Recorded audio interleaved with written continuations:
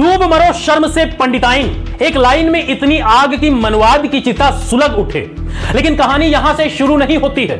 कहानी शुरू होती है उस गांव से जहां संविधान तो पड़ा है अलमारी में और मूत्र रखा है मंदिर में, पवित्रता के नाम पर। एक ब्राह्मण महिला जिसे सम्मान पूर्वक अब सोशल मीडिया पर इटावा की मूत्र वाली भौजी कहा जाता है, उनके अंदर अचानक आधी रात को देवी जागी नहीं, कोई ध्यान योग नहीं था, बल्कि पूरा बवाल तब मचा जब गांव में कथा सुनाने आए 3 यादव, मुकुटमणि सिंह यादव, उनके गुरु और एक नेत्रहीन ढोलक वादक ब्राह्मणों के गांव में भागवत गीता सुना रहे थे। बस फिर क्या था, जातिवादी मर्दों की भुजाएं फड़क उठी और मूत्र भौजी की मर्यादा भी। आधी रात को इन तीनों को बंधक बनाया गया, उनका सिर मुंडवाया गया, चोटी काटी गई, पेशाब लाकर उन पर डाला गया। जी हां, पेशाब डाला गया।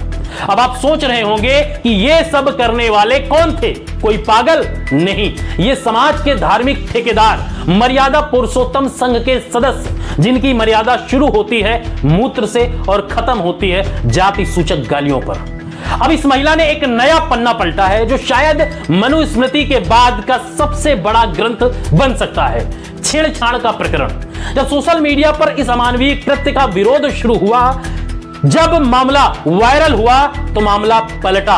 बोला गया हमारे साथ छेड़छाड़ हुई, मतलब पंडिताइन ने कहा कि भैया हमारे साथ छेड़खानी की गई रात में, जिसके बाद यह सब बवाल हुआ।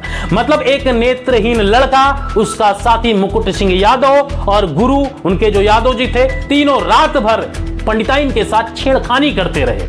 और उस महिला को याद आया अगली सुबह जब वीडियो वायरल हुआ, वो भी तब जब उसने खुद पेशाब करके उन पर डाला, नाक रगड़वाई, सिर मुंडवाया, 25,000 रुपए, सोने की चेन छीन ली, तबला हारमोनियम फोड़ दिया और पूरी रात चप्पलों से पीटा।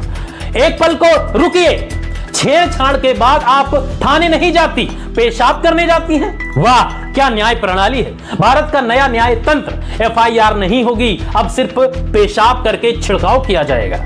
अब आइए बात करें उन ब्राह्मण समाज के उन गौरवशाली योद्धाओं की जिनका धर्म खतरे में आ जाता है अगर किसी यादव ने गीता पढ़ दी। लेकिन अब इनका प्रोपेगेंडा देखिए। पहले कहा गया कि इन्होंने तिवारी लिखा था, फिर बोला अग्निहोत्री लिखा था, 2 आधार कार्ड निकल आए, यह बताया गया। एक रात में मतलब बताया गया कि आधार कार्ड पे इनका दूसरा नाम, हाथ में दूसरा नाम। अब आप खुद सोचिए, जो लोग पेशाब स्टोर करके रखते हैं वो आधार कार्ड एडिट क्यों नहीं करवा सकते? यादव जी ने बताया कि आधार कार्ड इन्हीं लोगों ने एडिट करके दिखाया, वायरल किया। परंतु जब यह भी नहीं चला, अंतिम अस्त्र निकाला गया। अंतिम अस्त्र मतलब छेड़खानी वाला आरोप। अब ये महिला संघ की योद्धा खुद पीड़िता बन गई है, मूत्र भी डाला, मारपीट भी की, मगर अंत में वो पीड़िता बन गई। अब आइए बात करते हैं PDA नेता अखिलेश यादव की, जिन्होंने इस मामले के बाद तीनों पीड़ित यादवों को, मुकुटमणि सिंह यादव, गुरु उनके जो थे, और नेत्रहीन ढोलक वादक को समाजवादी कार्यालय बुलाया, सम्मानित किया उनको। यह एक सराहनीय कदम था अखिलेश यादव का। लेकिन अब सवाल यह है, क्या इतना काफी है? ये सब करने से क्या सिर्फ सम्मान से मनवाद मिटेगा?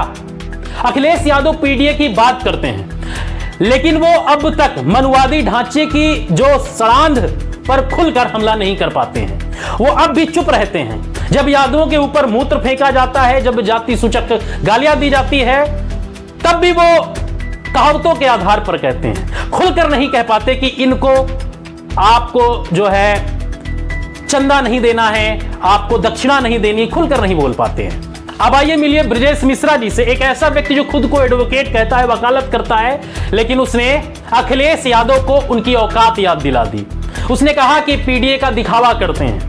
उसने कहा ब्राह्मणों को तुम बुलाते हो, हम नहीं ले जाते हैं। अखिलेश यादव की औकात नहीं है। उसने कहा अखिलेश यादव की औकात नहीं है कि ब्राह्मण को दान दक्षिणा देने से मना कर दें। वाह भाई वाह, मतलब यादवों की औकात नहीं है कि वो पैसे, मतलब ब्राह्मणों को पैसा न दें। उसने ये जानते हो क्यों कहा? क्योंकि अखिलेश यादव ने कहा कि दान दक्षिणा वर्चस्व वाले लोगों को मत दो। उसने कहा कि अखिलेश यादव को औकात नहीं थी कहने की कि ब्राह्मणों को मत दो, उन्होंने क्या कहा? वर्चस्व वाले लोगों को मत दो। मतलब अखिलेश यादव एक सॉफ्टवादी हिंदू नेता बनने की कोशिश करते हैं। अरे हिंदू नेता बनना है तो भाजपा में शामिल हो जाओ, उसका कहने का मतलब यह है। लेकिन अखिलेश यादव को यह कब समझ में आएगा, मुझे भी नहीं लगता है, क्योंकि अखिलेश यादव किसी भी मुद्दे पर खुलकर मनवाद के खिलाफ नहीं बोल पाते हैं, खुलकर PDA के साथ नहीं रह पाते हैं। उनका हमेशा का बयान 2 धड़ों 2 नावों पर रहता है। कई सारे एग्जाम्पल मैं आपको दे सकता हूं। इस देश में अब मूत्र को शुद्धता का प्रमाण पत्र मिल सकता है, लेकिन न्याय नहीं। यहां अब आधार कार्ड से जाति बदली जाती है पर सोच नहीं बदली जाती। यहां अब राजनीति वोट से चलती है पर रीढ़ से नहीं।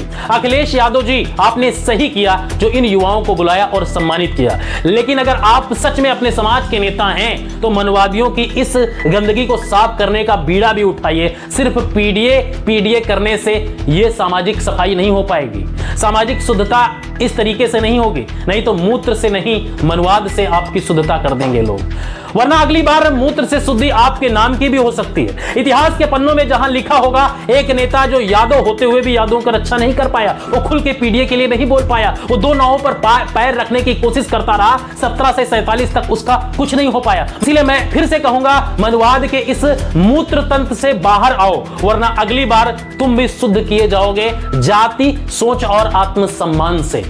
एक बार आपको किया गया है, आपका घर धुलवाकर, आपका आवाज धुलवाकर। इसीलिए अब भी ये पीडीए के जितने भी लोग हैं आशा लगाए बैठे हैं आज नहीं तो कल आपका हृदय परिवर्तन होगा, लेकिन नहीं होगा तो आप खुद सोच लीजिए। 17 से लगातार आप इसी मुद्दे पर चल रहे हो, अभी तक आप सत्ता में नहीं आ पाए हो। अगर ऐसा ही रहा तो 47 तक तो भूल जाइए कि आप सत्ता में आने वाले हो। ऐसा मैं नहीं, लोग सोशल मीडिया पर लिख रहे हैं। तो मुझे लगा आप सभी को ये सब बताना चाहिए। मिलते हैं नए वीडियो में, लेकिन इस घटना पर आपकी क्या है राय, कमेंट सेक्शन में हमें जरूर बताइए।